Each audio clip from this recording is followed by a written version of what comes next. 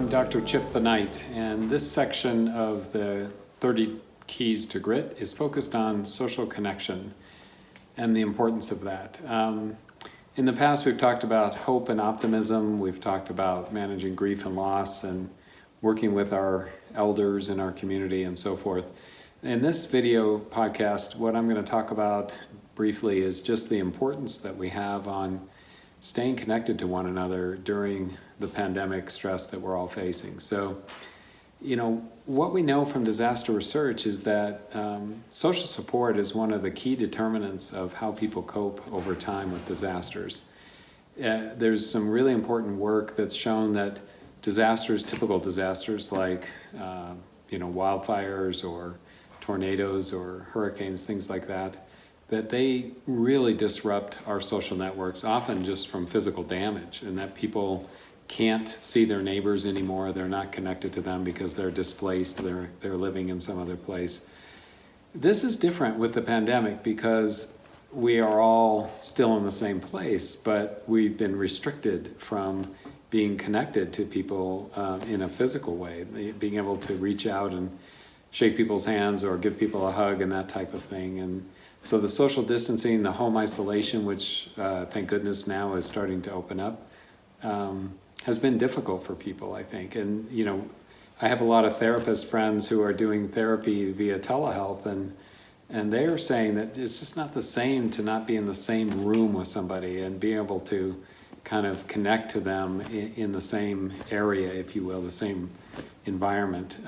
So being through a computer is just not the same. So one of the things I've noticed, which I'm sure you've noticed too, is interesting, is that if you're outside at all, taking a walk or things like that, I've seen small groups of people connecting. They've figured out a way to be together while still being safe and socially distanced, but they just need that time to reach out to one another and see each other more in physical space.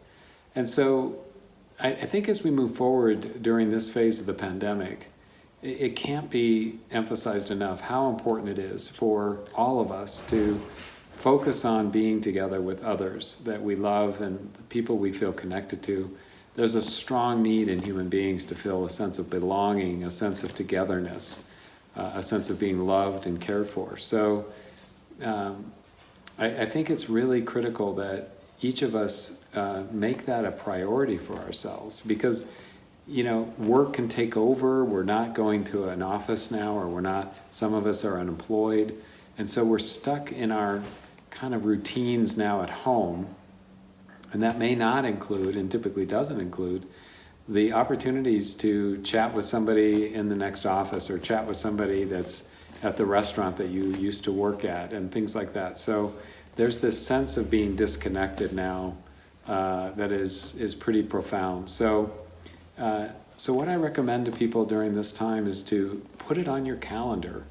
As I said, around optimism and hope, it does give us some hope to think about, on Thursday, I'm going to have a happy hour with my friend from Minnesota, or on Saturday, we're going to have a socially distanced meeting at a park where we're all safe, we're wearing masks, everything's, good in terms of keeping ourselves healthy and physically safe.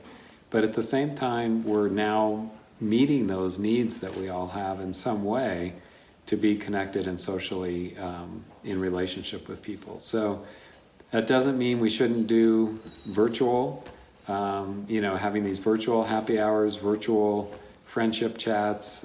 People are doing all kinds of creative things. They're doing virtual graduation parties, there are all kinds of things. So I think we need to be creative, and we need to be serious about meeting that need that we all have to be together. And one other thing that is important is that there's some recent research that talks about thriving, and that thriving in our lives really includes having a social purpose, having a reason to help others, to be part of the solution, if you will, and not the problem. So, I really think when you reach out to others, think about how you're doing it for them and supporting them. And that can really make a difference in your own life, in your own heart, feeling more connected and more supported of somebody else. And also you get support from them, hopefully too. Sometimes people are needing more from you, and that's okay. You know, just being available and reaching out is really the key. So for this podcast then, the keys that I want you to take home are: one, we all need connection. We all want and need to be loved and cared for and have a sense of belonging. Two, at this time of the pandemic, we're all starved for that. And number three, we have to be serious about making it a priority in our lives to reach out and make those connections happen, because they're not happening naturally because we're not able to do that. So we have to do it more kind of legitimately, sort of planning it. That's a little bit more difficult for us because we're not used to that. So go out there and get connected, and I wish you all well, and I'll be back with a new podcast next week. Take care.